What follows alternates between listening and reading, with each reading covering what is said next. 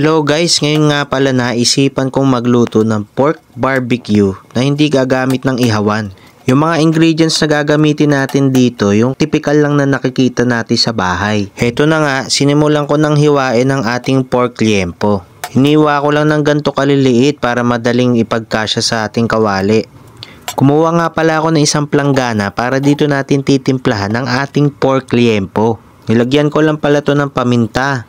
Binuhusan ko na rin to ng toyo. At dahil may nakita akong coke na maliit sa rep, lalagay ko na rin to para magamit. Kapag pala barbecue, dapat mayroon ding ketchup. Kaya ito, lagyan na rin natin. Para may konting sipa, lagyan rin natin ng cayenne pepper. Konti lang. Halu-haluin lang natin. Tas ito pala, nilagyan ko rin siya ng mga 6 na pirasong kalamansi. Pagkahalo natin ang lahat ng ricado, pwede na natin to i-marinate for 3 to 4 hours o mas maganda, overnight.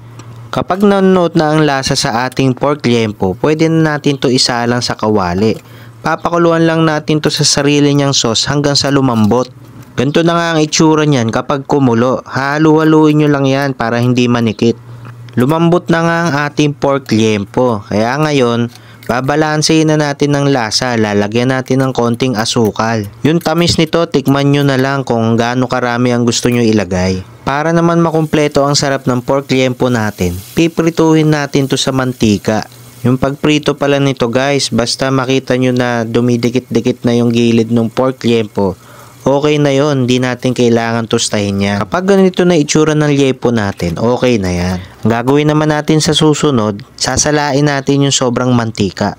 Babalik natin yung pork liempo sa sarili niyang sabaw. Pagkatapos niyan, pakuluan lang natin konti. Tapos tikman natin. Pag okay na, pwede na natin iserve. Tong dish na to guys, best partner talaga nito ay kanin. Kaya kung gagawin nyo tong dish na to, dami-damihan nyo na ang sinaing nyo. Kaya tignan nyo guys nagmamantika at saucy ang ating ulam. Kung nagustuhan mo tong video na to, paki-like and share mo naman. Follow mo na rin ako para sa mga gantong content. Salamat!